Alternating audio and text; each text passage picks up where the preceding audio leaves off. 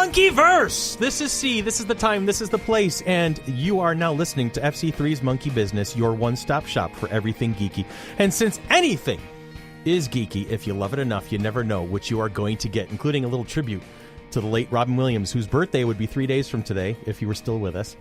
So I'm just saying my little thing for Robin Williams because I love the man so much. This week, we'll be talking about the 1981 blockbuster Raiders of the Lost Ark. After that, stick around for our everyday hero and our question of the week. How's everybody doing this week? Dun, dun, dun, dun. Great. Dun, dun, dun. Billy. Billy's in the... Excellent.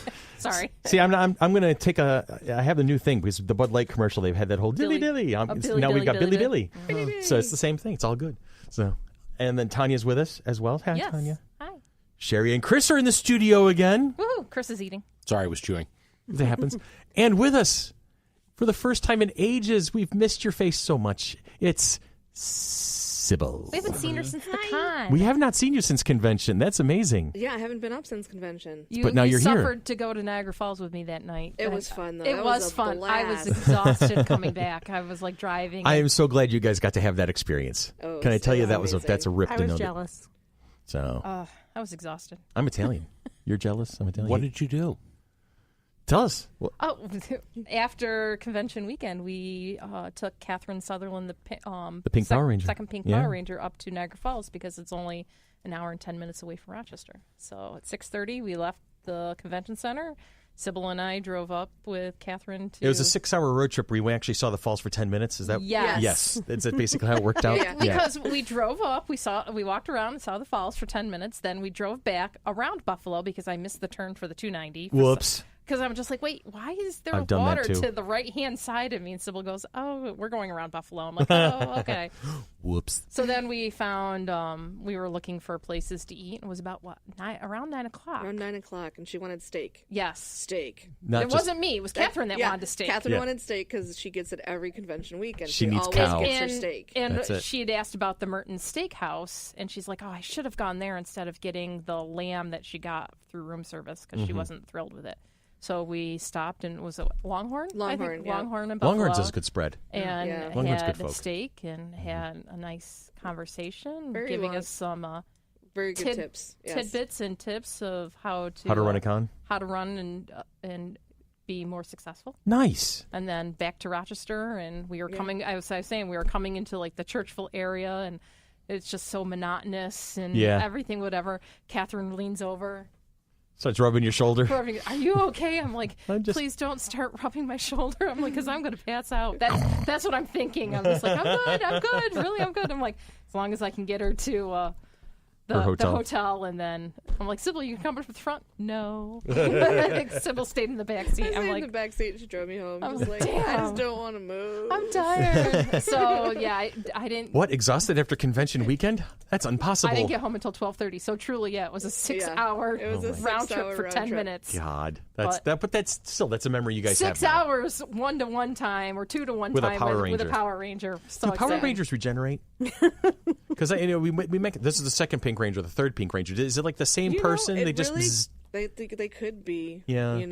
Time lords. They're all Time Lords. They're all Time Lords. We're gonna have to ask Ray. I'm thinking it'll blow his mind. I think you would. too. We'll watch He would Ray's head totally explode. blow his mind. Tell him they're all Time Lords. Yeah, and that's it. And they were all originally on Voltron. So There you go. Yeah. Yes, go Voltron Force. absolutely. And they had that whole Red Ranger movie, and they were all together. Oh, so. all That's the Red crossover. Rangers, They yeah. did That's like all the that. multi-doctor story. Exactly. And we lost Chris. and even the Nazis The were day of involved. the Power Rangers, the day of the Red Rangers, The day- instead of the day of the Doctor. Yeah. I remember when I was you. He's really lost. He's going into the production booth. Goodbye, Yay. Chris. I just want to mark it down. I win. Anyway. I will explain that after. That's awesome. That's beautiful. No, I'm good. So Can we turn the mic live in the production booth just for a second? No. Couldn't do that to him. it is. So let's do some business, and then we can get to the matters at hand here. We have the first mention up, as always, is Patreon. What is Patreon? Patreon is a membership platform that makes it easy for you to support Monkey Business and the Flower City Comic-Con. Please check us out, www.patreon.com/FC3ROC. All membership levels will include access to the Patreon-only blog, plus tons of great perks at all levels, including early podcast, Twitch, and Flower City Comic-Con information. And you want to help others find the show, because I am a professional speaker, please leave us a review on Apple Podcasts. This is the single easiest way to support the show and encourage others to listen. Every review will be thanked on the air, and any questions will be answered. We want this to be a conversation, so please send in your questions. And in addition to Apple Podcasts, you can find us on Google Play, iHeartRadio, YouTube, and Stitcher. Is there a place you find your podcast but can't find FC3 Monkey Business? Let us know. And please follow us on Twitter at FC3MB Podcast. If you do, say hi. We love it when you say hi because we will say hi back. We usually have Sybil do that for us. Hi. Hi. See, just like that. So I'm gonna have to tape that so when somebody says hi, I can just do a little hi, a little hi. And then you know what you do is Wait, no, you I can put the almost- audio on the animation of Stitch. Right, so you get Stitch from Lilo and Stitch, and he's doing his wave, and then you got Sybil in the background. Hi. I think that'd be a good mix. What do you think? Yeah, it's like the little Stitch GIF I sent you earlier today. Yes, rubbing his face, going, "Oh God, why am I dealing with this?" It was cute. I'm hoping that as the day this particular podcast drops, that I've actually closed on my new house. I was supposed to have closed back on the 6th, but that didn't work out because everybody's ready to do this thing except for this one grant that I'm getting. Yep. And they're like, we'll get around to it. I'm like, please get around to it now because I want to go home. So I'm hoping that I'm recording this before it closed, and it's going to post after it closed. And I can be listening to it from my own home. It will all be good. It will all be well. I'm sure that it will be good. I just want it to happen now. Patience is a virtue. Patience is a gift that I have never been able to receive. It's a gift you returned long ago. Yes. That's it. No, it's not a gift. It's a GIF. It's a gift. It's a GIF. Okay. And it's from Firefly. Oh, thank you. It's from episode 14 of Firefly, one of the ones that never got aired. No, Patience was a character. Oh, that's in the right. first I believe episode. she's going to shoot me again. I have sent that to you Yes, you have. 2 years ago. Yes, I remember it now. Or no, a year ago. Yeah, it was a while ago. It was that last woman, con. I do believe that woman intends to shoot me. It's in reference to somebody else who probably will if they get an opportunity. Anyway, on that happy and pious note, we're going to take a break, Billy. And when we come back, we are going to be talking about the 1981 blockbuster, Raiders of the Lost Ark. You will never see snakes in the same way ever again.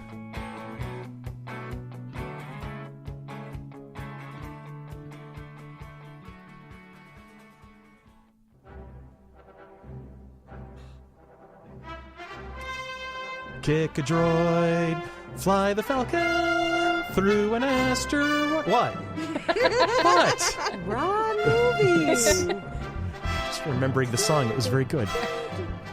I remember playing this in band in school. Yes. This is a requisite.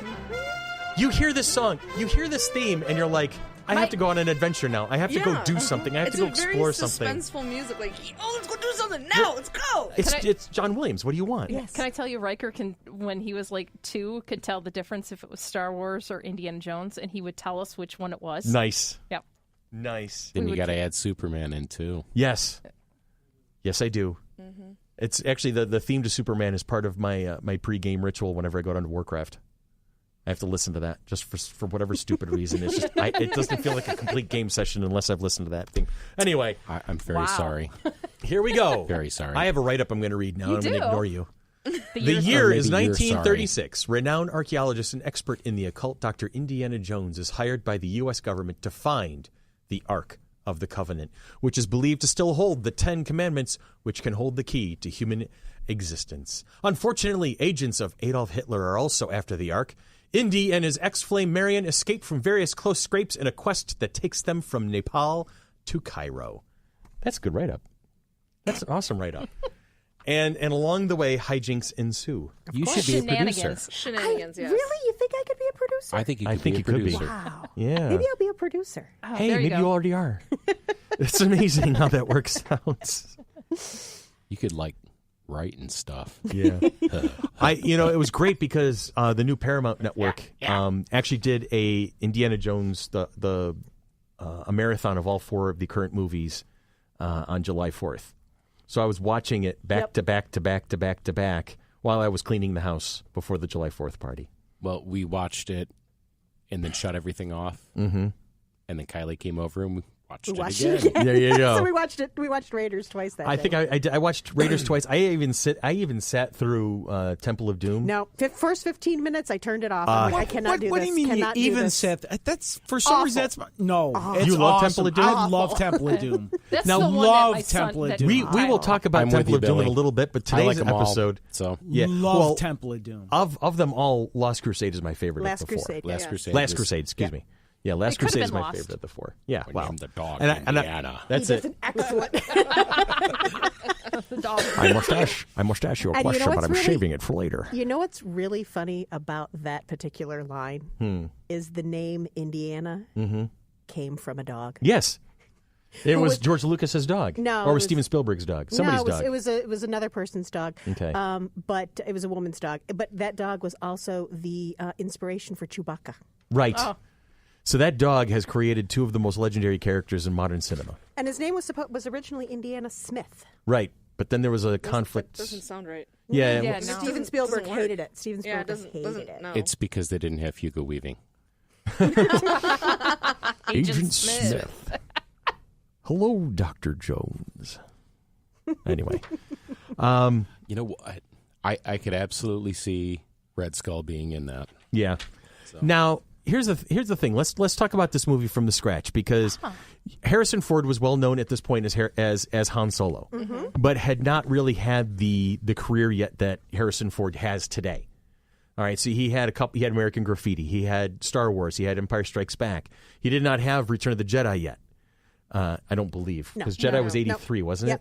All right, and then he had a couple of other minor movies, but he was not, the Harrison Ford that we know and love, or at least tolerate today. So here he is in his first real starring role. I mean, this was him being, and apparently George Lucas had great trepidation about casting him. Do you know why? It was he called him his Bobby or something like that. Yeah, he didn't want Harrison Ford to be turned into. No, it wasn't Kubrick. It was Scorsese, who kept hiring Robert De Niro. Right. He didn't want Harrison Ford to be George Lucas's Bobby De Niro. Yes. Right. Yes. So he and Spielberg wanted him right from the beginning. Yes. He kind of always envisioned him. So do you know who they offered it to when George said, no, we can't use Harrison? It was Tom Selleck, wasn't it? Tom Selleck. And the only reason he didn't take is because it was conflicting with Magnum P.I. With Magnum P.I. Or else we would have had an entirely different mustache. Yeah. Yes. Yeah. Mustache. It would have been Indiana Jones and his mustache. Yes. Right up there with Sam Elliott and his mustache, which We gets a named the co-starring credit. mustache Indiana. But I think it was great because it sets it off right off the beginning of the movie. It has that feel of the old serials, what George Lucas always likes to emulate. Mm-hmm. And that whole first opening sequence, you see the 2 assistants, the 2 guys who are like guides and assistants along the way. The 2, or they're not even natives; they're just kind of along for the ride. But you always see Indy from behind or in shadow. Yeah. And then there's that scene where the guy just pulls the gun on him and the whip comes out and he steps out, and then Harrison Ford steps out of the shadows and you see Indiana Jones for the first. It's a great scene. It is. It's with a the great John scene. Williams music and the scene and the cinematography of it. It's like, okay, that's an entrance. There are so many things in this film Mm-hmm. that, looking back now, for people who didn't see this when it first came out, when we saw it, it was when it first came out. This was a lot of really new stuff. Yeah. Now they're tropes now. Everybody does it. But this is where it started. Right, Which I exactly. love. Did you know where they got the ideas for that opening sequence? Tell me, because you're the trivia queen. Yeah, I am the trivia queen. My mother always called me the walking encyclopedia of And I had useless stuff knowledge. to add to it, too, which is great. Okay. It's partly based on a classic Disney Ducks adventure comic book, who both George Lucas and Steven Spielberg were big fans of. So I thought that Billy would find that interesting. I do, that it and was it's based funny on that. because the movie in general plays homage to the old serials of the 40s. Yeah. Which, Right. when I was a kid, for some reason, a lot of them used to run on TV. So on Saturdays, since there was no cable, and being the nerd I am, I used to watch like the Black Widow. Like they'd have the chapters every Saturday afternoon, and I'd wind up watching those. So this style of movie was like reliving, even though at the time this movie was released, I was 15. So at this point, it was like reliving me being 9 or 10. Yeah. Because I used to watch the old serials. Yeah. Well, the best part was they do all that with the idol and the big boulder coming down after him. Right. When they started the series DuckTales, Yeah, DuckTales they did has that in the opening as well. So Yeah. it was an homage to themselves through Indiana Jones. And it's funny because Chip and Dale, the Rescue Rangers, one was dressed as Indiana Jones, the other one was dressed as Tom Selleck's Magnum. Yes. Absolutely. It is. It totally is. It's amazing how everything kind of ties together. And actually, to circle back around to Tom Selleck. Yeah. A few years after Indiana Jones and Raiders, he wound up making sort of a Raiders of the Lost Ark ripoff called there was High Road to China, I think. Well, there was that High I Road just China, saw but there it. was also an episode of Magnum P.I. where he does the whole archaeology thing. Legend of the Lost Ark, which parodied Raiders of the Lost Ark. That's complete it. with the hat, whip, and booby traps. So it's amazing how everything kind of circles in on itself now. Yeah, a lot of the actors that they considered for the role went on to play similar characters. Yeah. Yeah. Which I just thought was really interesting. Alfred Molina's first movie, if I'm not mistaken. Yes, it is. And you know what his first scene was? The spiders. The Spiders. See, that would have ended my acting career pretty much right there on the spot. I guess originally they just had male tarantulas on them, but they wouldn't move. Okay. So they had to introduce a female tarantula so that they would move on him. They're all getting their freak on at that point. See, Eight-legged freak on. eight-legged freak on. And that's why he went on to become Dr. Octopus. That's it right there. Alfred Molina would go on to other eight-legged things. But man, I'm telling you, no, if I walked in and like, this is your first movie role. Yes, you're going to be with the Harrison Ford. Awesome. And we're going to have spiders all over you. I quit. No! I'm out. Bye. There's nothing to fear but fear itself. And spiders. and spiders. And snakes. It had to be snakes. It has to be. Why does it have to be snakes? And we'll get to that part because I want to talk about that because I've actually had some real world where that quote has actually popped up into my head during my job as an inspector for the city. All right. Anyway. And there were cobras. But they were from G.I. Joe. There so you go. It didn't matter. Yeah. So we just, It was totally different.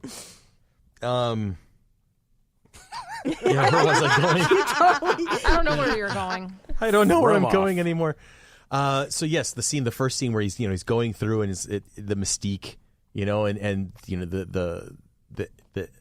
the hint that he knows all of this stuff and he's this expert explorer that he's seen all these things before. As he's going through and he's bypassing booby traps and he's preparing himself for these things that could kill anybody. But he's Indiana Jones. And he's going to get past it. And, the whole, like you said, the scene where he dumps the bag onto the pedestal to replace the gold idol. And it sets up this great villain, the French archaeologist Belloc, who is his nemesis through the whole thing. It's like, it was interesting to see Belloc. He was that first villain who really wasn't a villain. He was just a little bit more ruthless than the others. He wasn't going out to try and hurt people. He was just like, no, I'm going to get the good stuff first. Or I'm going to let somebody do the work for me, But then you saw like the interaction with Marion in the desert. You could tell he was just trying to get to this goal. He wasn't trying to be, I don't think he was evil. I think he was an opportunist. Yes. It was all about the money, Mm-hmm. which made him the perfect foil to Indiana Jones, who it was. This belongs in a museum. Yes, this belongs for everybody. Yes. Belloc So for president 2020. Yeah, why not? Yeah, it's the That difference would be an between improvement. socialism and capitalism. Yes. Yeah, So- pretty much. Yes. So where do you want to go? Just want to talk trivia while we talk about the movie? The boulder scene. The boulder scene. Harrison Ford actually did that. Mm-hmm. He had to do it 10 times. Because he outrun. He had- He was able to outrun it. 10 times. 9 times. Oh. He kept outrunning it, Yeah. so they had to keep shooting it. So he had to Because slow down. they had five cameras, and they had to get it from 5, and they did it twice, but 5 different cameras, so he had to do it 10 times. Oh, wow. Yeah. Just to get the whole illusion of the boulder being right hot on his heels. And can we talk for a moment about Molina's unibrow? Oh my God! Alfred Molina, the Oh, my guy with the God. spiders on his back. Oh, yeah, that was... Wow. Yes, he's full on Frida Wow. Kahlo. He was channeling his inner Frida Kahlo, which kind of like, then it fits because then he's in a movie about Frida Kahlo later on in his career with Selma Hayek. So there's this whole unibrow hinging his career together. Exactly. Yeah. It's what we should get Alfred Molina and talk about the unibrow. We should all get unibrows. And just talk to him about the unibrow. Yes. To the point where That's Nothing it. else. Nothing else. We don't want to talk Thanks about for working coming with on. Selma Hayek. We don't want to talk about all the great things you've done, all the different characters you play. But let's just talk about unibrow. No, that would be like the shortest podcast ever. And it would be funny as hell. Glad you can And we were hung up on again. again. Well, can I tell a quick story then? Yes. Go Just for it. On the Brother Wee show, one day we interviewed Ron Palillo, who, if you don't know who Ron Palillo is, he played Horseshack on Welcome Back, Yes. Kotter. Okay. And he left as the producer the night before the interview. He left me a message saying, "I do not want to be referred to as Horseshack. I am Ron Palillo, and I am not Horseshack." I guess he'd had people calling him Horseshack throughout the interview. His entire life. So I told Weeze and the rest of the gang this. And so for the interview, we pretended that we didn't know that he played Horseshack and that he was just this author, this children's book author with a book out. So what else have you done? Oh, we see you were on As the World Turns. And finally we made him say, "I'm Horseshack from Welcome Back, Kotter. I played Horseshack." And we're like, "Oh, was he the black kid?" Oh, that's just evil. Oh, that's awesome. Evil, evil, evil. That's phenomenal. Oh, my how fast God. did he hang up on you guys? No, he That was didn't. towards the end of the but, interview. yeah. But you're not having him back on the show anytime soon. Well, we didn't, and then he died. That's right. He did pass away recently. Wow. Ay, ay, ay. All right, let's talk some more about the Raiders of the Lost Ark. And Oh, so the dog was a Malamute. Indiana. and we named the dog after Indiana. Actually, it was Marshall Lucas's. I looked it up. Okay. Oh, okay. So it was a Lucas dog. Okay. Yes. I think that was Indiana Lucas. Indiana Lucas. And the Temple of Doom. And the Temple of Elpo. Anyway. It was the biggest grossing film of 1981. Not bad. Yeah. Not bad at all. Well, By I a remember seeing it a couple of large times. margin. Yeah, I remember seeing it a couple times in the theater because back then, DVD was not a thing. Drive-in. Yeah. Drive-in. I didn't get to Drive-in. see it until much, much later. Yes. Well, you're a little bit I was younger. -4 when the movie came Yeah, I out. was going to You're a say, little younger than 1981 is pre-Sybil. This is pre-me. Oh, it was like Star Wars. I saw that at drive-in, too. Mm-hmm. Yeah, we had VHS tapes and beta tapes, and that's how we watched. Laserdisc and... I don't think we had... No, well, laser Reel to discs reel. came out later. Yeah, we didn't have Laserdisc, but we did have beta tapes. We never had Eight betas. We just had tracks. VHS. So. So let's see. We got the scene where he gets the idol, and then he runs away, and then the natives chase him, and he jumps into the plane, and you find the snake in the plane because this is the original snake in a plane. Snake on the plane, yep. And And he didn't swear about it. no, he didn't. I hate snakes. Yes, it's just Reggie. This is the pilot says his buddy. It's just my pet. And how do you have your buddy fly you down in the plane and not notice the snake on the way down? Maybe the snake was with Oh. the pilot at the beginning. That's possible. I love that. I just absolutely was amazed by. Okay, they're in an area where obviously there are Lots of big stakes. dangerous people in the area, and what is the pilot doing? Fishing. Fishing. He's sitting there. He's sitting there fishing. Just hanging out. Yep. I think that was like, phenomenal. What are you doing? And then it took him a while to even move because, he had a great catch finally. Yeah.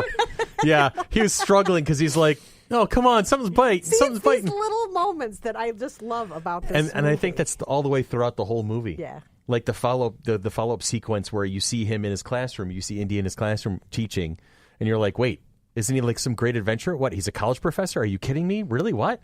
And he's interacting with his students, and then had that one student interacting with him right back. And Oh, come on, Tanya. If you had been in that classroom, wouldn't you have done that? Oh, that's why I'm just like, oh. We watched it with Kylie, and she's like, "What's that on her eyelids?" I you. said, "Love Love you." you. I said, and I gotta say, if I had been in that classroom, I would have done it too. now begins the Harrison Ford Appreciation Hour, starring Tanya Metris and Sherry Elbersky. I think I would have, too. Yeah. Well, did you notice that there was Co-starring like Christopher one Smith. male student in the class coming out, and he was the one that left Put the the apple on the Yeah, He desk? put the apple on the Yes. desk. So that would have been you. Originally, the character, I guess, Nerd, can't help it. was supposed to be like a James Bond character, where he was going to be this big Lothario, and in the scene where Marcus comes in to his house and they're talking, the reason why he's dressed like that is there was a woman. Oh, he was entertaining company in the other room, and there was supposed to be a scene of him getting her out. Okay. When they started talking. But they decided you know what, we want him a little more wholesome than that. All right, that works. So it set him up to be a bigger nerd. Yes. Let's talk about the de-evolution of Marcus real quick. Oh, my God, yes. Because in the first movie, he was very calm and very... dignified. Intellectual and dignified. 5 years ago, I would have gone after it. Yeah, and then in Last Crusade, he's Marcus the bumbling. He got lost in his own museum.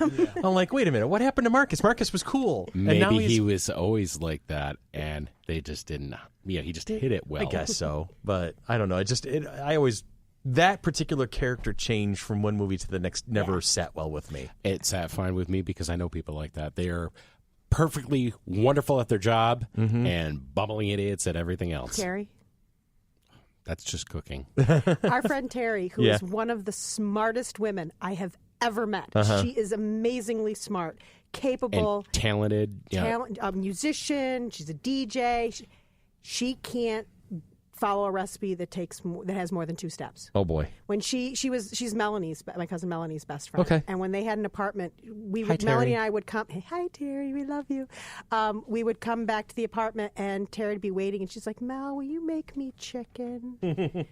Terry, it's frozen. You just put it in the oven, but it's so much better when you make it. It is so much better when someone else cooks. Yes, it is. Oh boy! But that's our Terry. She's just an amazing person, and it's just really. Funny. Oh, and then there was really the battleship incident. Oh. Jesus. Melanie was teaching her to play Battleship, and Terry was kicking her butt. And finally, she was killing Melanie. Melanie hadn't hit a single thing. And finally, Melanie, in frustration, goes, "What are you doing? Moving your ships?" And she's like, "Oh, you mean I can't? They're battleships. They move." I do like that idea, though. She thinks so differently. It's wonderful. So that's what we're saying, Marcus. Yes. He's just on a different level than everybody else. Yes. Well, Okay. I think At a everybody different- has their strengths and weaknesses. You know, when you step outside your normal atmosphere, you're not necessarily the same.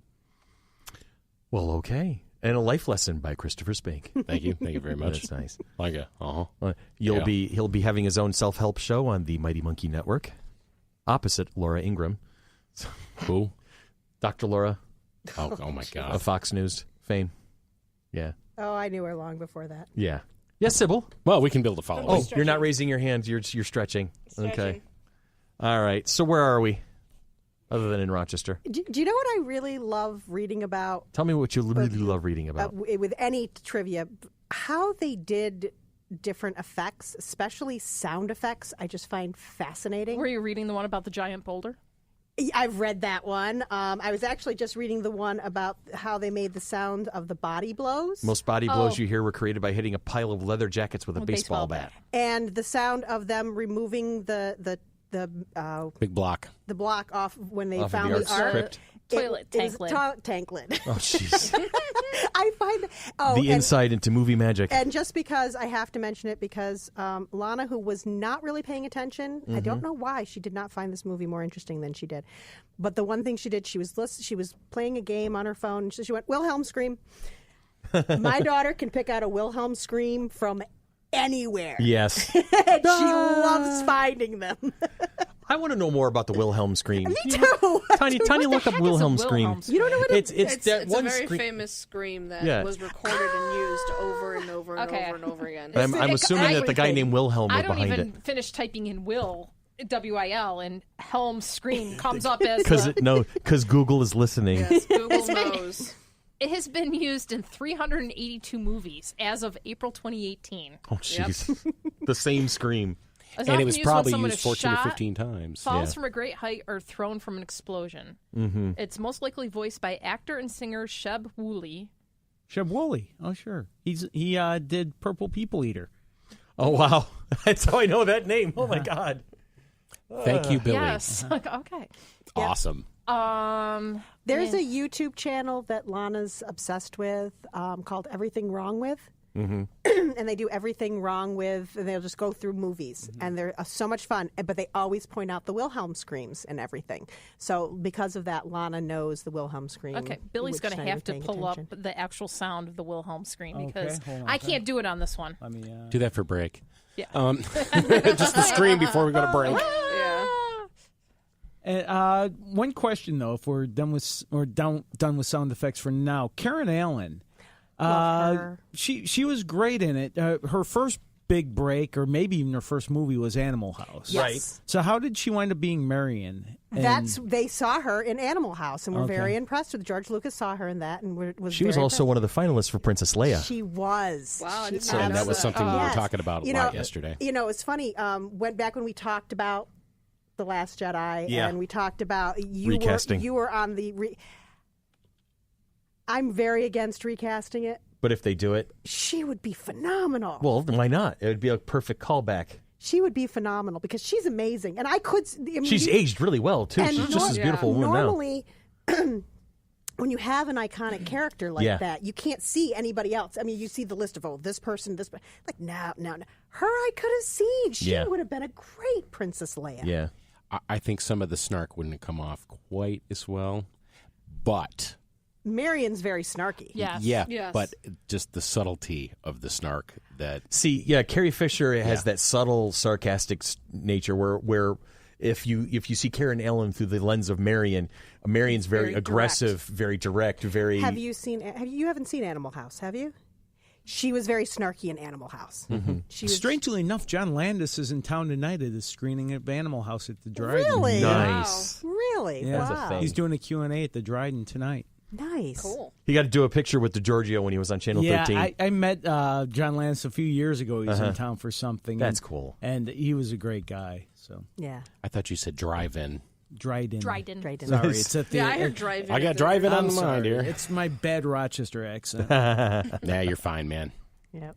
Oh, and did you notice that Indiana, no matter what happens to him, he never loses his hat? And it's a thing.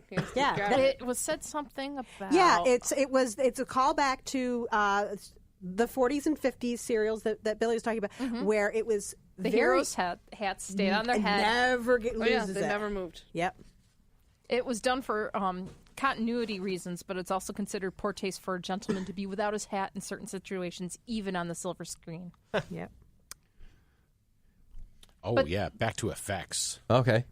That where you're talking about the spirit effects at the climax were achieved by shooting mannequins underwater in slow motion through a fuzzy lens to achieve an ethereal quality. I was about to ask what a Funzie lens was. A But Fonzie lens. a Fonzie lens? Hey. Sit on it, you nerd. Good God.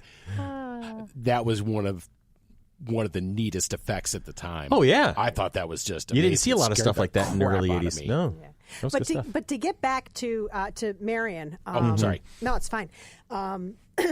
That scene in The Well of Souls when she first notices the snakes and she climbs him. Yeah. I love that scene so much. Wasn't that improv? I have no I don't remember exactly if I heard a story or not, but I thought that she was supposed to just kind of cling to him. The one scene that was improv was the scene in the tent between her and Balak. They created that scene because basically all it said in the script was that she was supposed to change into a sexy dress to raise the I don't know what they thought they were going to do in the Well of Souls scene. Yeah, where it was just supposed to I don't know, sexual tension. I have no idea because there was such not a sexy scene no, in any way, not shape, at all. or form. No. Snakes are not a turn on. But there was nothing saying why she got into the dress, how she got into the dress, for what reason. So she and that actor came up with that scene, the whole and thing. She thought it would be a fun throwback to the drinking contest scene from the first. Where you drank the one person on the table. Now I'm going to drink this guy into the table and too. it totally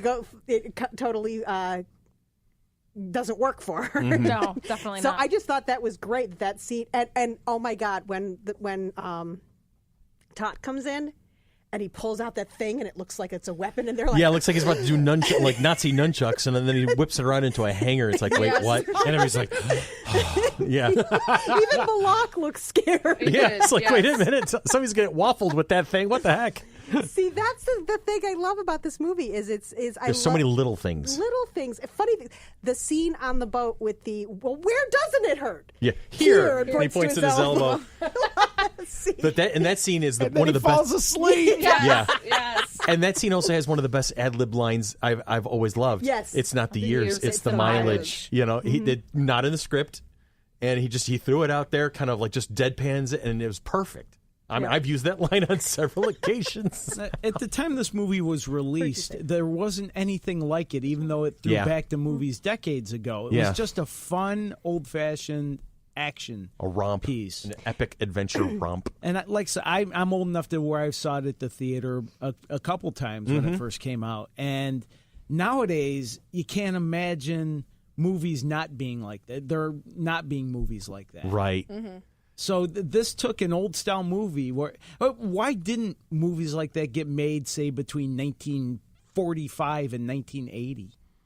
That's an excellent question. I wonder if, and there's probably a podcast entirely in that conversation alone, but you wonder if there's that transition between the 40s to the 80s, and you have all these different cultural eras coming through. In the 50s, there were a lot of Westerns. Yeah. Did we get too cool during the 60s I and think 70s? we got too cool during the 60s and 70s.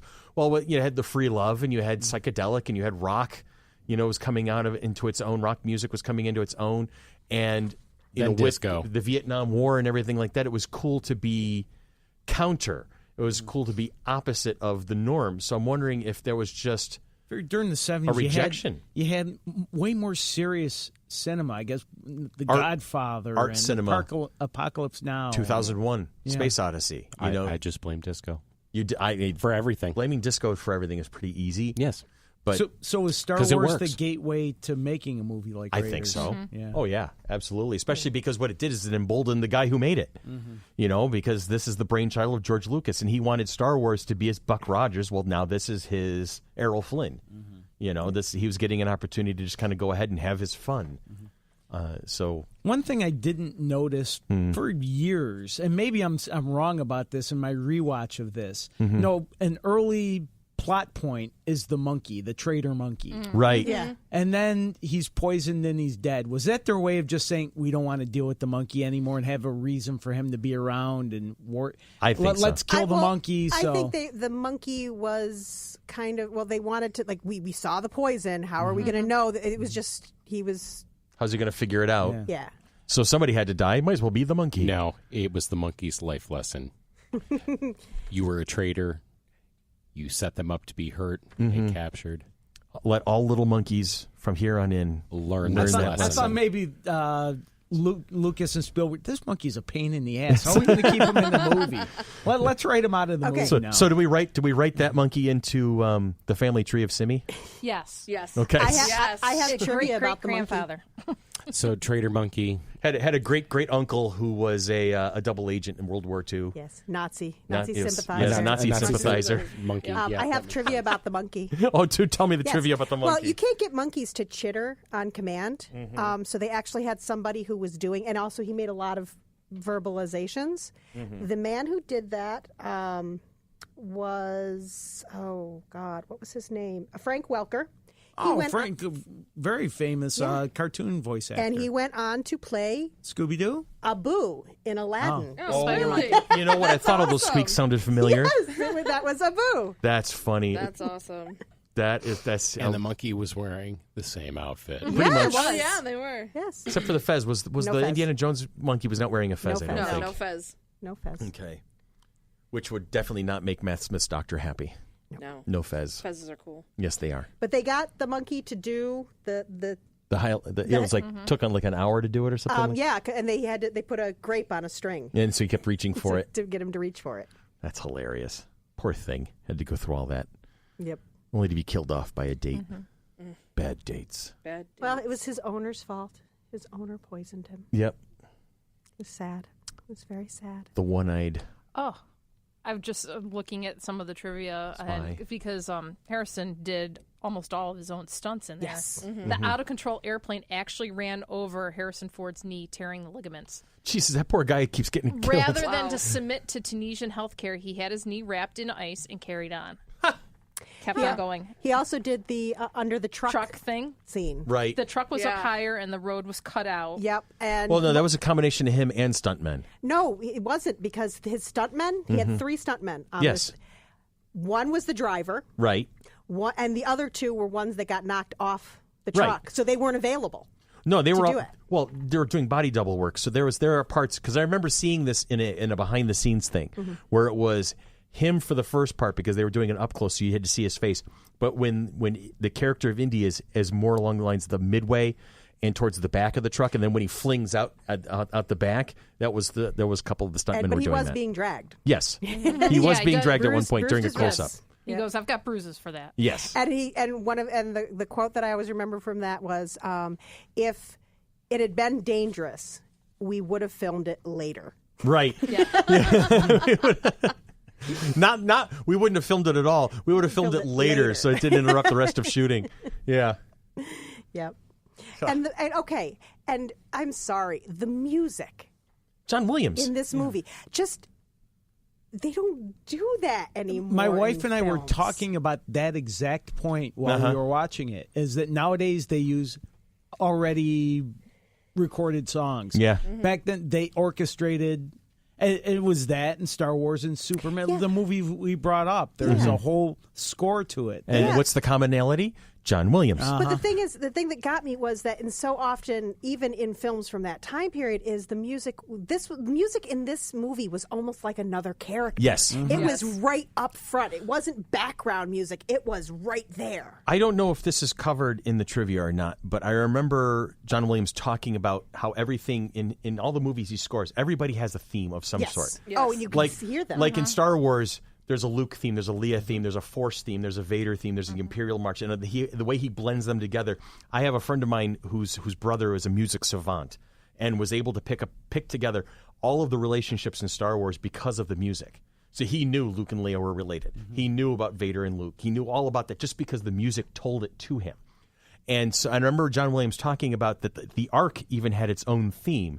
So throughout the course of the movie, you're hearing kind of like little hints and hints and pieces of it, or off-key versions of it, and you don't hear it in its full glory until Sala and Indy pull it from the crypt for the first time, and you see it in all of its full glory for the very first time. That's when you hear the full Ark theme.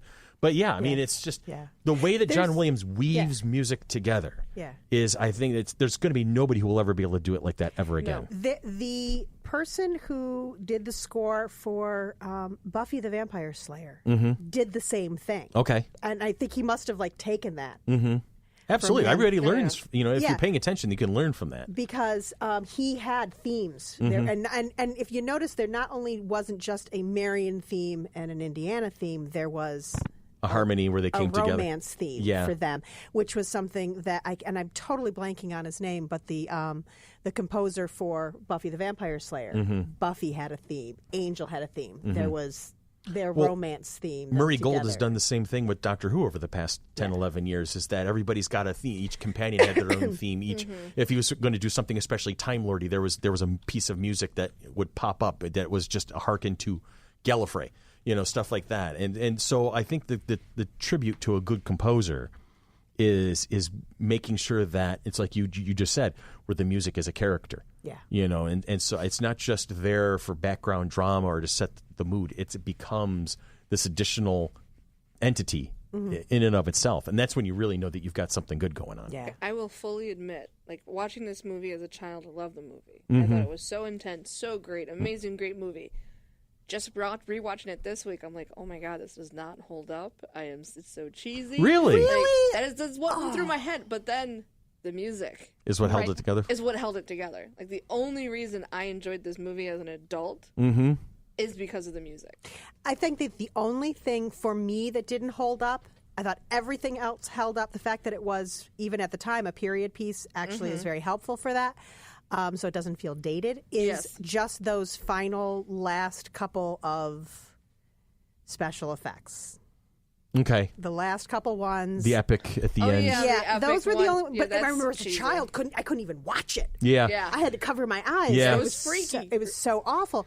But when the faces are melting and everything like that. Yeah. And That the head specifically bothered me. exploding, Mm-hmm. that actually gave it an R rating. They had to put the flames over it to calm it down, or else To mask it. To mask it because it got him an R rating. Really? Yes. That movie Yes. was R-rated at It one was. point. Yes. Initial. That's amazing. Okay. Well, I suppose I see it based on different cultures, And it different society things. It won an Oscar Did it for really? visual effects. Amazing. Yeah.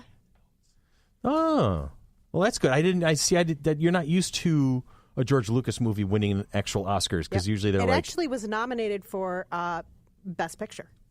but That's it didn't amazing. win. I forget what it won. 3 Oscars. I know one of them was Visual effects. Was visual effects. Okay. But the Saturn Awards swept the Saturn Awards. Oh, that yeah. year.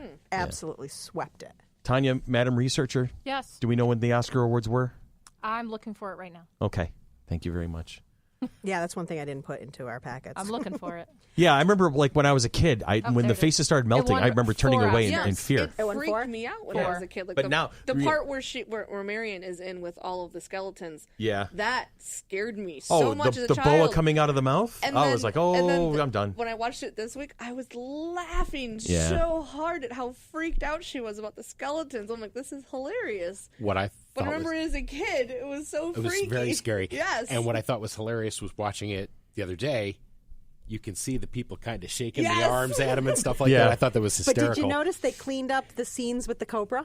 Yeah. You no longer see. You don't see the no longer reflection. See the reflection. Yep, of because the we were looking for it, and I went, I was were looking actually not looking there. for I was looking that. for it We too. were Yeah, so they actually looking digitally for that. took the. Now, Tanya, you said 4 Oscars? 4 Oscars.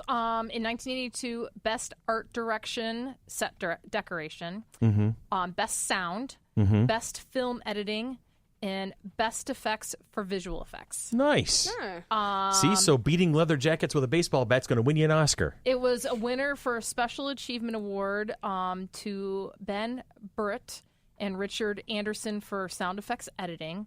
And Okay. it was nominated for Best Picture, Best Director, Best Cinematography, and Best Music Original Score. Okay, now, on the versions you guys watched, I wound up watching on Amazon Prime. We watched it, yeah. I also have the DVDs, but rather than pull those out, it's on Amazon Prime. There you go. It seemed there seemed to be a lot of parts that would have looked good in 3D. Did they re-release this in 3D? And is Not that the as far version as I on? know. No, I haven't. I was Not that wondering I've if they heard. remade it in 3, or sort of recut it like they've done a few other movies where they wound up doing a 3D version. Luckily, Raiders of the Lost Ark apparently has not really received the touch of Lucas like Star Wars has been mutated yes. over the years. I maybe it might have, but it's very there obscure were a if few it did. scenes, more than a few actually. I said, "Wow, that looks like they wanted to do that in 3D just now." So I didn't Could know be if they that just was the. that's just the way they wanted it to film, was to feel that way because of the old 3D serials. I'll tell you what threw me off, and I kind of just attribute it to, it's a harken back to the serials of old that sometimes they didn't make sense, but you're really not focusing on that detail.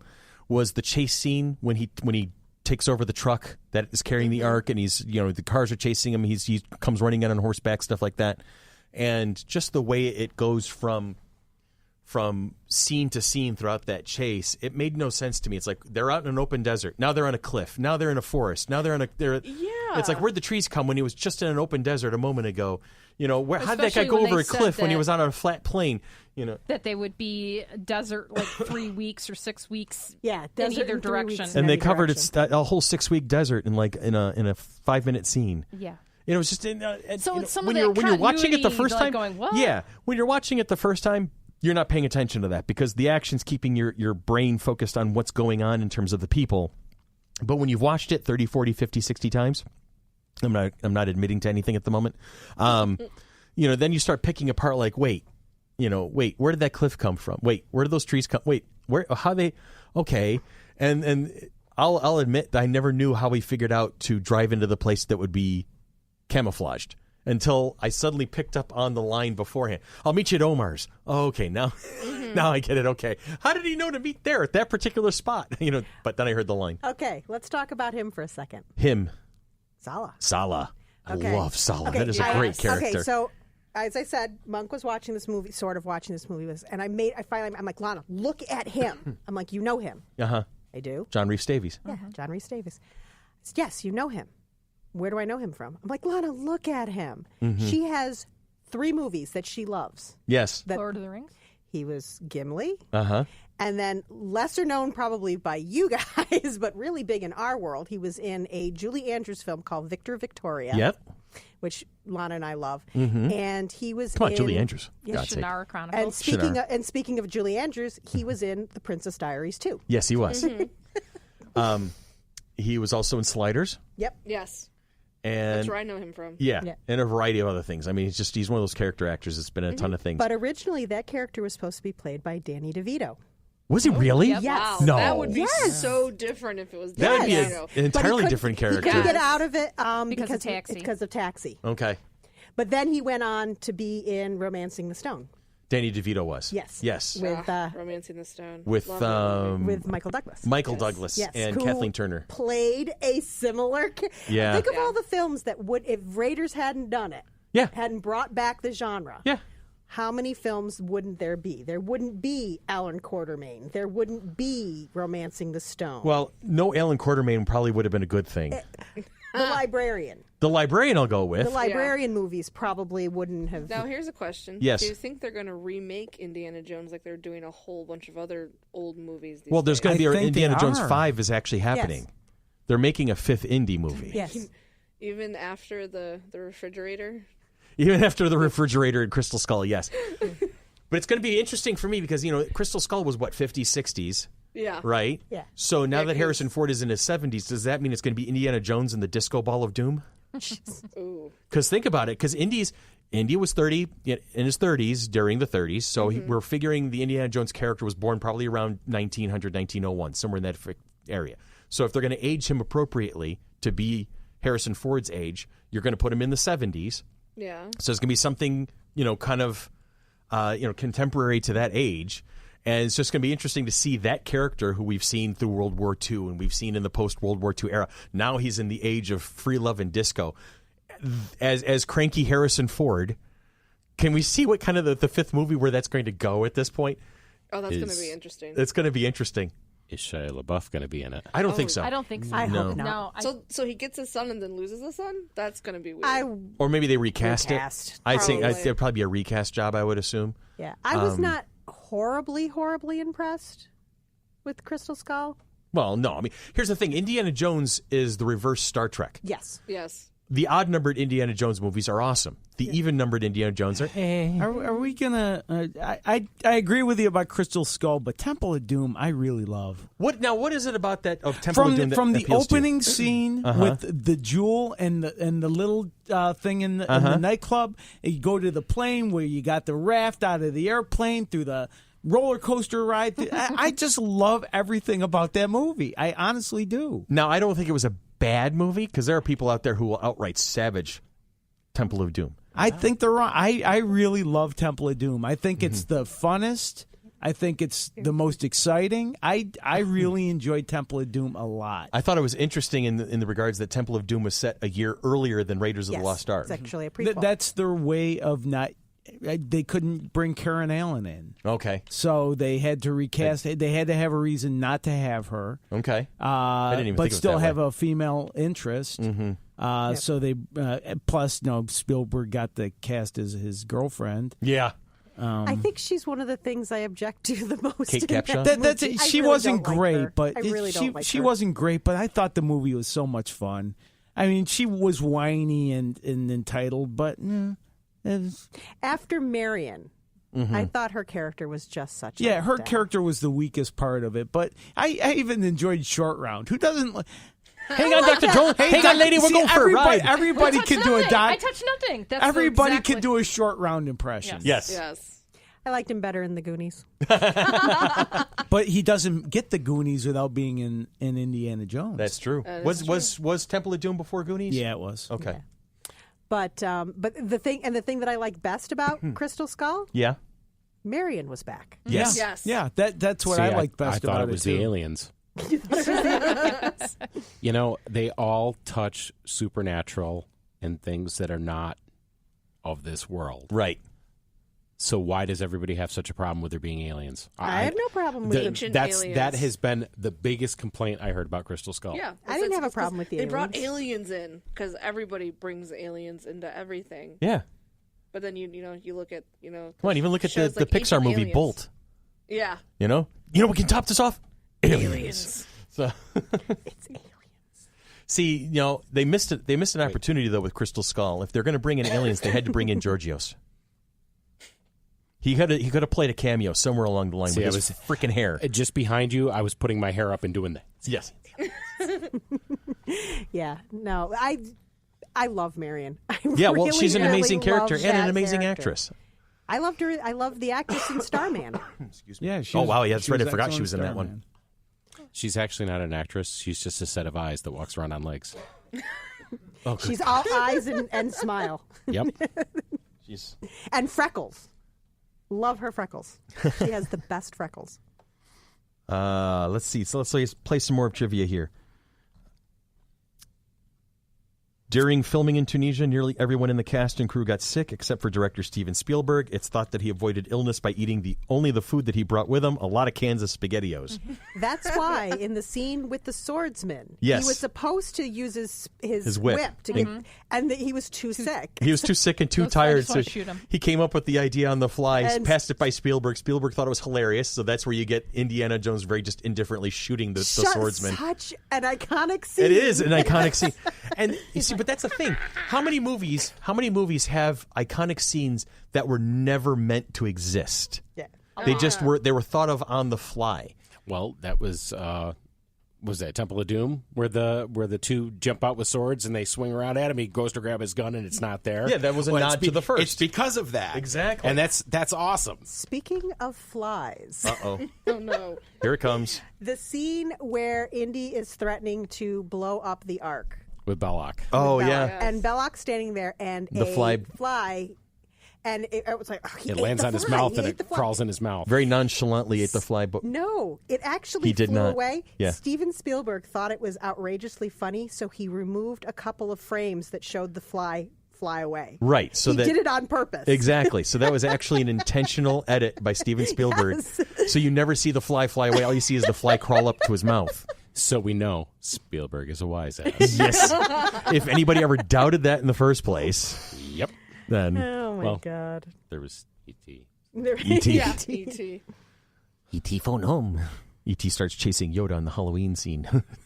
Spielberg has a sense of humor. Yes, exactly. That was Would they reboot Indiana Jones with another actor playing Indiana Jones? Like they have James Bond a million times. Well, I think what they were planning on doing was Bond to carry is on proven the Time Lord. yeah. They were going to carry on the franchise with Shia LaBeouf. I think that's why they introduced the Mutt character, was to have that torch hand, because it's. But I mean, literally have him play Indiana Jones. Yeah, I don't think you're going to see another Indiana Jones. I don't think you're going to see another actor play the part, but I think what they're going to try and do is figure out a way to get that baton handed off to somebody else. And they tried to do it in Crystal Skull. They tried to. And you just, unfortunately, Shia LaBeouf, as much as he can be a very good actor, he's a problem human being. Yes. So it's hard. He's hard to work with, and therefore, that fell through. I think if it was like Scott Eastwood, for Christ's sake, you probably would have had a much better chance. Yeah, I think they'd have a better time just saying this guy's Indiana Jones now. He's still 30. Well, you It's had the still Young Indiana Nazis. Jones Chronicles, the Yeah. TV series. Yeah, and that was a very good TV Who was it? show. Who was that? Sean Patrick Harris? Sean Patrick Flannery. Sean Flannery. What's Yeah. that? There was the Young Indiana Jones Chronicles. Oh yeah. I forgot about that. Yeah, the And, TV series. and unfortunately, since he passed away, but was River Phoenix not and the- fantastic? as young him? Indy? Yeah. Oh, yeah. He was fantastic. Absolutely. I mean, I was all about it. The kid did a great job with I it. haven't hit myself in the face with a whip yet. Maybe in 2 weeks. Give him a couple of weeks. No, I've been learning. Oh, good. And I've caught it in the foot a few times. Okay. And I haven't caught it in the face yet. That's the next one. Steel toe boots? No, No, just barefoot? barefoot. Ouch. Yeah, it wasn't too bad. Yeah, but I really liked Shia LaBeouf. Uh-huh. So I was wondering what the issue was with him. It's more the actor than the character. Yeah, I didn't know that. Yeah. because I don't get into that sort of stuff, so I don't Right. see. There's that the video. Well, as a professional podcast host, it's my job to know these things. Yes, I understand this. Have you seen the video? Which video are we referring to? Shia LaBeouf, actual cannibal. No. I've heard about it, though. Okay. He's in that, and it's hysterical. I had no idea he had any issues with anyone, so that's interesting. Yeah. But no, now so I gotta read. To follow that through, though, if they are going to work on a 5th movie, is that something that you will see as a handoff or some sort of a reboot involving the character? It goes to Lara Croft. Yeah, well, she's a modern-day Indiana Jones. She really is. Would there be a Lara Croft without an Indiana Jones? No. Absolutely not. No. There would not be. I think any character not named Indiana Jones right now is a ripoff. That's why I think there should just be, put him in the time of Nazi, just time travel him with the same actor, within a 20-year Make him time. a Time Lord. Little blue box. Yeah. Yeah, there you go. I wear a fedora now. Fedoras are cool. And I noticed one thing. When that movie came out, it was Raiders of the Lost Ark. Yes. Now it's called Indiana Jones. It was and the when Raiders. it came out as a box set. They did that so that it matched the others. It was just pure and simple. It just looked better. I'm looking through the trivia list. Oh, there's so much No, on there. we actually took We- quite a bit out, but one that we kept in because just it amused Chris so much. Sala sings twice. Yes. Both songs are Gilbert and Sullivan. Yes. Not lost on me. One of the first solos I did in college was "My Name Is John Wellington Wells," Aha. which is from The Sorcerer, and it was the first Patter song. I love them. So It's the classics right there. And Sala does it with such gusto. And I think that's the tribute to John Rhys Davies. That's just the way he approaches everything. Yes. Just full steam. Gimli. It's my favorite character of all time. Just because you know what you're going to get with Gimli at all times. He's going to be a cranky SOB. Yes. And don't tell anyone. Right. Don't tell anyone. I'm actually a nice guy underneath. Let's see. Don't tell the elf. Don't tell the elf. There's a long-standing myth that Jeff Bridges turned down the role of Indy. It was never even offered to him, which was confirmed by an article written by Jake Perlman in Entertainment Weekly in 2014. Jeff Bridges is Indiana Jones. I could see that. Young Jeff Bridges, it could have worked. No, Ron Perlman. No. No. Ron Perlman, too aggressive. And I'm sorry, I think Tom Selleck could have done a decent job. Decent, yes, but I don't think the Not series Harrison would have. Ford level. No, it wouldn't have been a Harrison Ford. I don't think you would. With Tom Selleck, you may have gotten Temple of Doom, but you never would have gotten Last Crusade and Crystal Skull. I don't know. Well, I mean, well, if you've ever watched his show Blue Bloods, Yeah. he's very good in that. Yeah, but that's also a seasoned veteran Yeah. actor. At the time, Yeah. I don't think he where was Tom quite Selleck in ready. the 80s was still new to Yeah. the whole. I mean, Absolutely. Tom Selleck was in Quigley Down Under, right? Which was an underrated movie, in my opinion. It was not meant to be an Oscar-winning movie. No. No, but it It was was a interesting to pay-the-bills see film. it was interesting to see the character. You could see him carry an action movie for the most part. Yeah. But that's like I said, that lends itself to what I'm saying is with Raiders of the Lost Ark being a George Lucas, Steven Spielberg property, Tom Selleck playing the part, it would have done well. You may have gotten a Temple of Doom out of that. Mm-hmm. But I think after that, it would have all petered out because Tom Selleck would not have carried a franchise, a movie franchise like that. And then so you would not see Last Crusade agree. and you would not see... Sam Neill was also considered. He might have been Neill. able to pull it off. Yeah, Sam Neill I could because he see. ends Yeah. up Playing doing... Yep. him as Alan Grant in Jurassic Park. Oh, yeah. Yeah, I think he could have done that. He could have. And back to Jeff Bridges. Yes. Didn't he wind up in Purple Rose of Cairo with the Woody Allen movie? He played sort of a... Never seen it. That's It- Jeff I never Daniels. saw that. Oh, Jeff Daniels. You're right. Yeah, you're Jeff. Yes. No, Jeff I got Jeff my Bridges Jeffs is the mixed- dude abides. Yes. So the I got my Jeffs mixed up. You need to see the Big Lebowski with a fedora and a whip at that point. Then it's, You're there's the right. ultimate crossover. My brain went to the Fabulous Baker Boys. The Fabulous Baker Boys, absolutely. He was Well, I very don't know good if you in that. have this piece of trivia on there Well, they on can your bring Michelle list, but it Pfeiffer. says during the Well of Souls scene, snake handler Stephen Edge served as the double for Marion's legs. According to Edge, Karen Allen's stunt double refused to stand in amongst the snakes. Spielberg offered him the chance by asking if he was willing to shave his legs and put on a dress. For the scene in which Indy is face-to-face with the hooded cobra, Edge says the snake handlers induced the cobra to hood with a toy rabbit held just outside the frame. Edge noted that, unlike Indiana, Harrison Ford is not afraid of snakes. Yeah. Well, that's good to know because that's another scene I would not have been in the room Did for. you guys discuss the hoses? Oh yeah, they couldn't get enough snakes, so some of them are legless lizards, and some of them are cut up garden hoses. Yes. I don't doubt that. That's hilarious. That is movie really magic funny. for you. What are you going to do? I also read a piece of trivia where one of the snake handlers, a python latched onto his hand. And so they filmed the scene. They finished filming the scene, and then then he's like, "Can somebody get this off?" No, me? no. What he did was, he whipped. and he had somebody grab the tail. the tail and whip it, so it wouldn't okay. let go, and the snake was fine. The snake was fine. No snakes were harmed in the Though making of the movie. somebody, Actually, no, there was one snake that died. Yes, Oh, okay. one of Because he the was bit by a cobra. yes, a python. Was one of bit the by a pythons was bit by a cobra. I It wasn't remember by reading about that something one. that anybody did. Snake on Well, snake violence. That's on it. snake violence. That's It's why a they're called thing. king cobras. They eat other snakes. Yeah. But somebody's daughter, I think it was Lucas's daughter, actually called the authorities on the film because she didn't like the way the snakes were being treated. Wow. Oh, and the Well of Souls, do you know where they filmed that? Where'd they film it? The Overlook Hotel. Where From is The that? Shining. From The Shining. I thought that rang a bell. Yes. So the Well of Souls is where they It was filmed the foyer Okay. of the Overlook Hotel. Oh, jeez.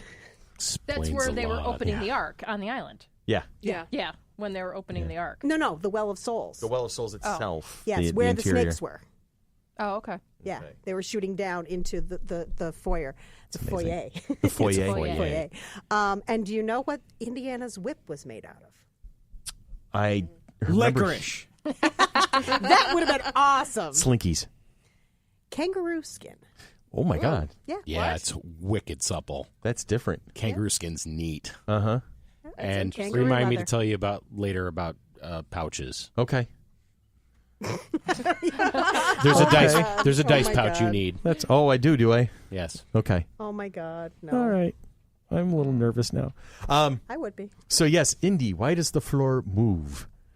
That is a line that, unfortunately, in my job as a building inspector for the city of Rochester, that is a line that has popped in my head on 3 occasions in the 8 years I've worked for the city, where I will look into a You go house first. and I'll be like, I remember the very first time it happened. I even said it out loud to the landlord in question because this house had been vacant for a long time. It had been boarded up. It was middle of summer. He opens up the door. His worker takes the board off the door. He opens up the door. It swings, and you can see kind of glimmers of light shining through some of the other boarded windows. Not enough to illuminate the room, but enough to cast like a couple of shadows.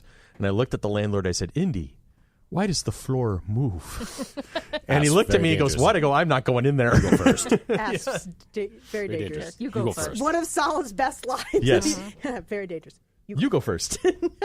And I love he specifically calls them asps. Yes. Not one of those snakes Was an asp. Yeah. Last time Whoops. I checked, asps were not hooded. But they're Egyptian, so there you have it. They're Well, trying to. there were hoses. Yes. They were hoses. Hoses. Pretty dangerous. Asp hoses. S backwards? That's doesn't sound right. Asp hoses. Oh no. Asbestos? Asbestos? Okay, Yeah. so it was so hot during the shoot that what was supposed to be a 6-hour shoot, they compressed into 4.5 weeks. And the only thing that kept them No, going no, no. Wait, 6 weeks. It was supposed to be A 6 6-hour weeks. shoot Not they 6 hours. compressed into 4 weeks. Wow, brain that's gone. kind of the Yeah, opposite. 6 weeks.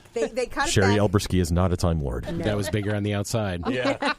But the only thing that got them through it was the memory that at the age of 54, David Lean endured 14 months of blistering heat while shooting Lawrence of Arabia.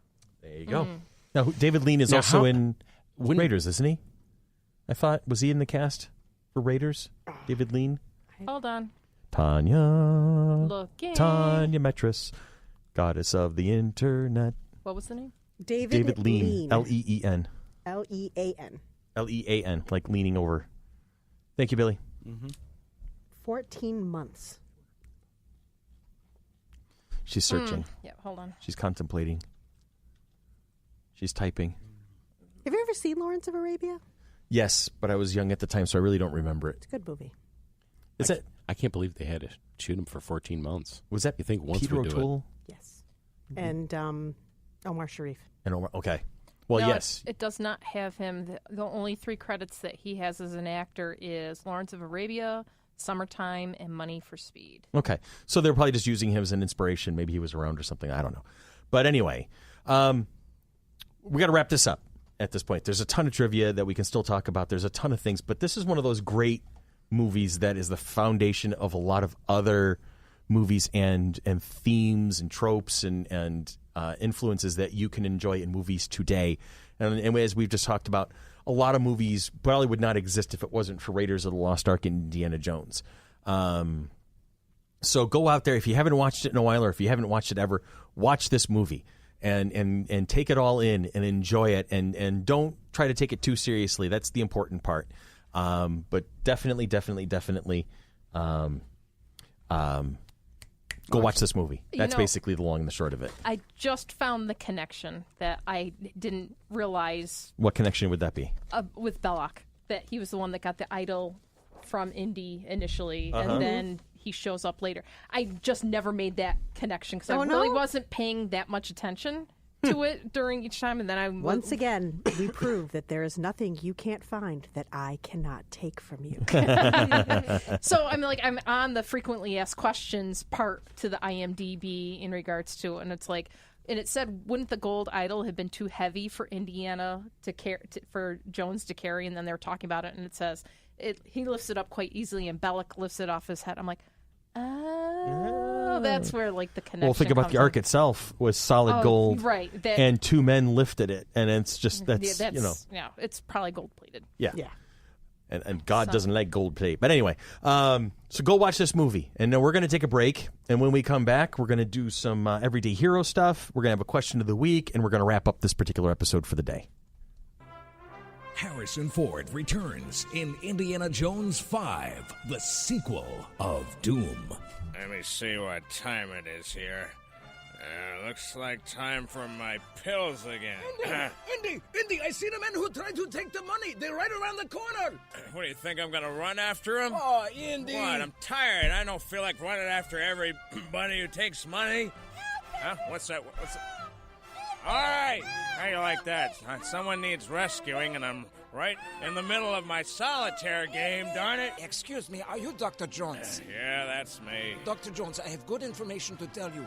The treasure you look for, right beneath your feet. What, are you kidding? Right beneath my feet? Yes, it says right on the here? map. Yes, right on the map. Well, don't just stand there. Let's dig the darn thing out. Yes, dig, Dr. Jones. Dig. No, Let's dig. Yeah, dig. you guys go dig it out. I'm going to take a little nap. Have fun, kids. Don't miss the excitement. Harrison Ford returns with Indiana Jones 5, the sequel of Doom.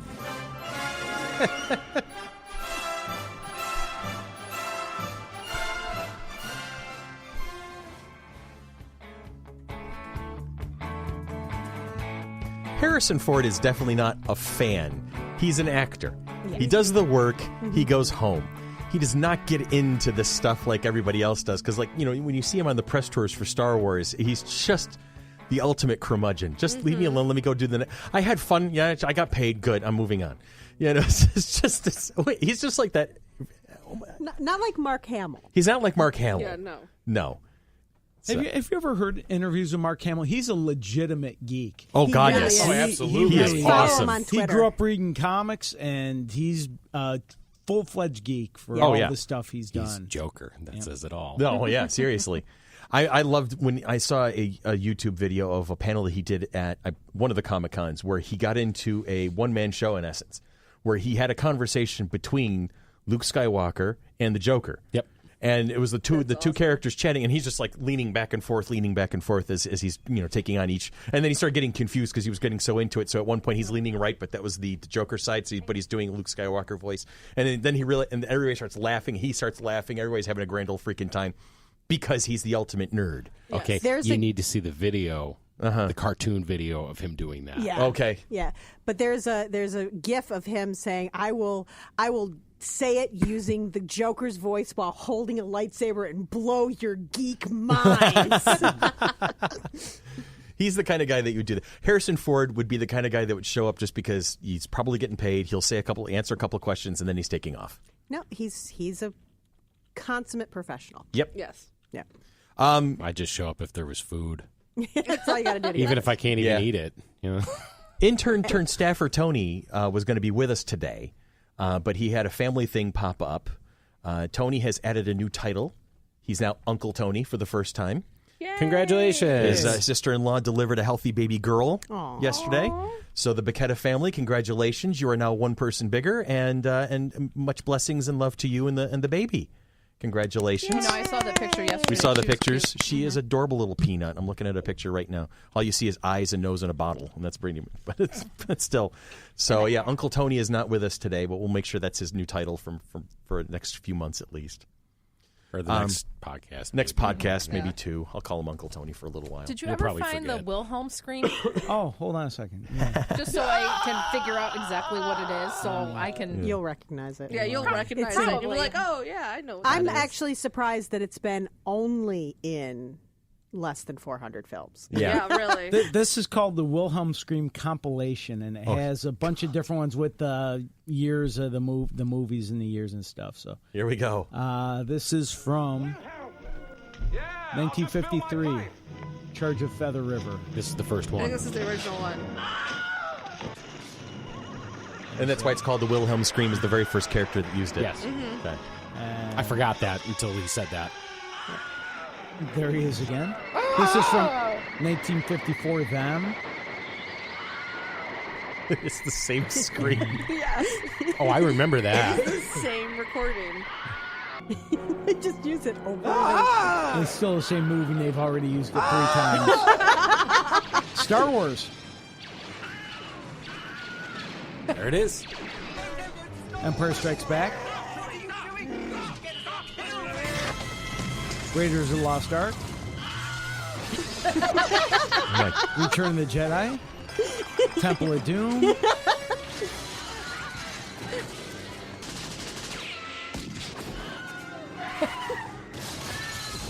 So far 3 times in Temple of Doom. 4 times. Howard the Duck. I want to hear Confessions of a Shopaholic, Scent of a Woman. Willow. Which one? Willow. Okay. Willow. Last Crusade. Beauty and the Beast. Young Indiana Jones.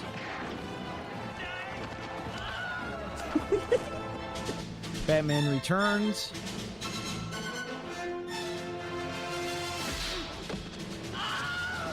Gone with the Wind. Reservoir Dogs. Aladdin.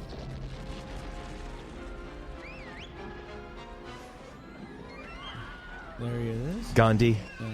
And there's another few minutes of this. So. Oh, God. Okay. Ten Commandments. You'll never forget that scream now. Now, Tanya. no, We now need to, when we start getting into video production, finally, we have to write something that has a Wilhelm scream in it. Yes. That's a thing. It It has to be has like to the most happen. inappropriate place to put one ever. Yes. When Let's see, somebody meets Poltergeist. someone. Yes. Spaceballs. Of course, Gremlins 2. Spaceballs. Reservoir Dogs. We'd like to Serial interview Mom. you. Oh my God, it's in the Goofy movie. Oh, you can see my list.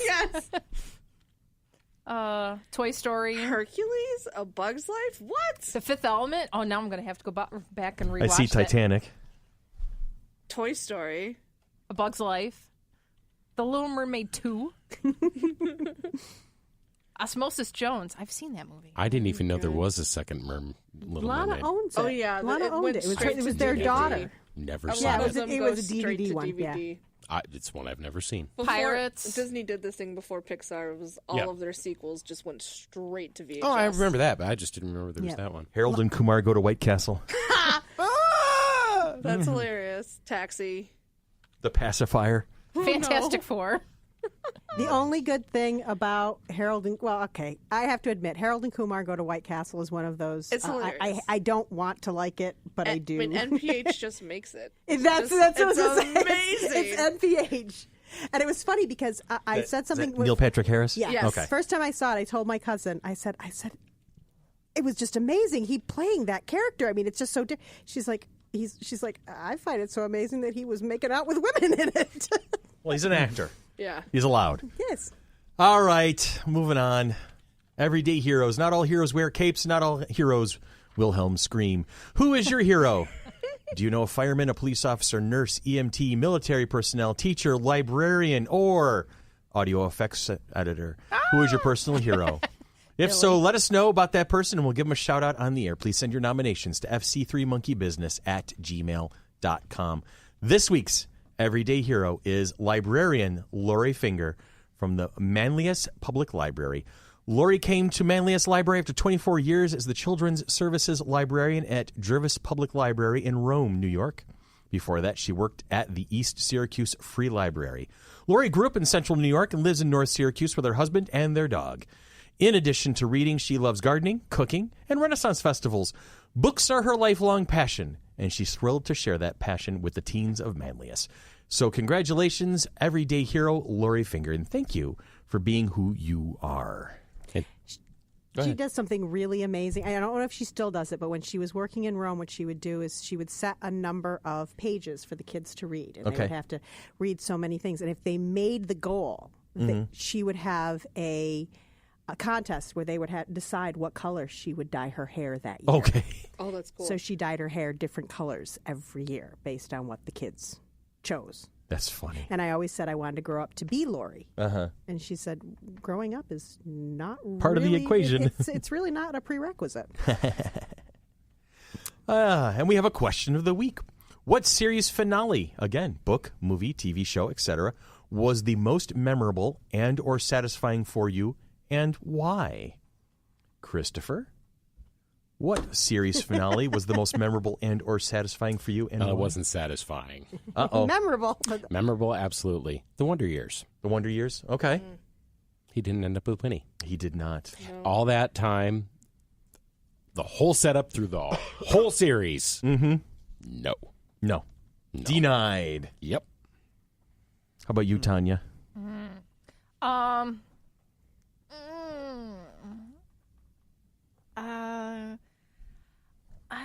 I don't know if it's one of the. I don't know if it's a series finale, but like maybe the final episode of the actual season. Mm-hmm. I think when Ziva died. NCIS. Oh. Yeah. Okay, and then Tony departs the show. Spoilers. Yeah. I didn't know she died. Yeah. I'm several seasons behind. Yeah. It's all right. There's several seasons to catch up on. Yeah. How about you, Billy? I'm going to name two of them. Go for it. First, the series finale of Newhart. After years of Dick Loudon owning it in, you got Larry, Daryl, and all that. You find out that it was just a dream of his the character from the Bob Newhart show. Yes. Yeah, that was great. Awesome. That was a great thing. I laughed for 20 minutes. Oh, easily. That was when he woke his up. expression and goes, and there was these three woodsmen. when he woke up Suzanne Plachette. Yes. I died. I died. Did you see that one coming at it Not all? never. Never. I didn't know what was going on with the Japanese guys buying the inn and the golf course and all that. That didn't make sense. But when he woke up, Suzanne Plachette, I died. Because you knew what was happening immediately. It makes me laugh now. Yes. I agree with you. That was an excellent one. And that was a more geek-related one. I really loved the final episode of Quantum Leap. Yeah. That's on my. As I hated it. Oh, no. I loved it. I loved the episode. Fight. I love the episode. The fact but that the it made me cry, I had tears streaming down my face when the words "and Sam never made it home." That's what I hated. Oh, Yes. That's what I hated. But you're supposed to. I cried like I was 6 months old. Yeah. When those words popped up and Al was dancing with his wife and it was happy and Sam never made it home. And that's what Wonder Years did to me, too. I cried like you punched me in the face. Yeah. That was. I remember that episode vividly. And I was never a big Quantum Leap fan. I watched a lot of episodes of it. But I have this thing where I always have to watch the finales of shows, even if I've never watched the show itself. I do that. I even watched the finale of Sex in the City and never saw an episode. And you cried at that one, too, didn't you? Well, just because I watched it. But. Yeah, well, there you go. That's it. How about you, Cher? That was mine. Quantum Leap? But the opposite way. So you pulled to the right field fence? Oh, my Sorry, God. baseball reference. I stumbled over it. hated that. And he never came. I'm like, what?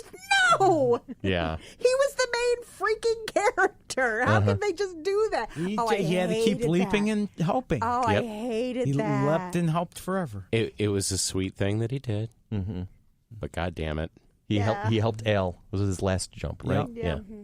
Oh, it just I broke don't think my I've heart. seen a lot of the episodes of Quantum Leap. Oh, I love loved that. Was one of my What a favorite great shows. show. It was a good Show's show. I think it was growing really well written. It did a lot of great things for bringing awareness to a lot of different social aspects as well. And in fact, Tanya, you just mentioned off the air that you're now watching iZombie for the first time.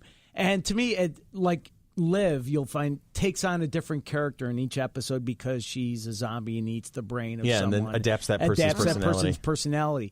This was a similar thing where Sam had to figure out the personality or the lifestyle of the person he leapt into. And it's it was weirdly similar. One of my favorite episodes of that was when he Was leapt pregnant? when he leapt into himself is younger. Oh, Yes. yeah. That was a really good episode. Yeah. Is that the one where he plays John Lennon, Imagine? Yes. Yes, I remember that one. And that was the Lee Harvey Oswald one. Yeah. Though, if we're gonna, so since Billy took mine, I just came up with another one, and Okay. this one was actually one that I thought was very satisfying, and it was a two-parter, the last episode of The Next Generation, Star Trek: The Next Generation. You got me. I was that going was there. a really good one. what I Though was just gonna Voyagers say, was really good too. I liked Voyager much better. See, Voyager, I never liked the show, so I Oh, thought I it was love very the show. too neatly tied up at the end. It just kind of quickly slammed together a finale kind of a thing.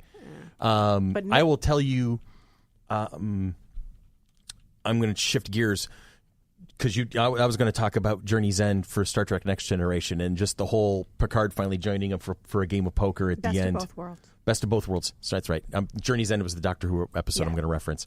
And just have that moment where Picard walks in and they're all like looking at each other like, oh, he's actually here, and you're always welcome. You're part of the team here. You're the head of the family, as it were.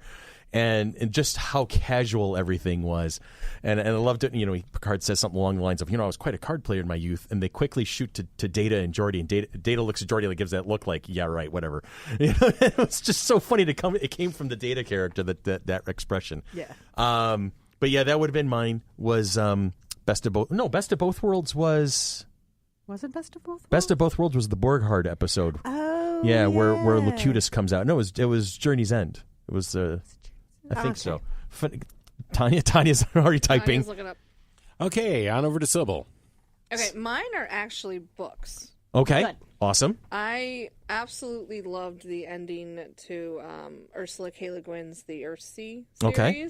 Which one do you consider to be the end? I honestly consider the final book that she wrote, where it was like the fifth one, where he's a very, very old man. Yeah, see, I haven't. I've read through Tehanu.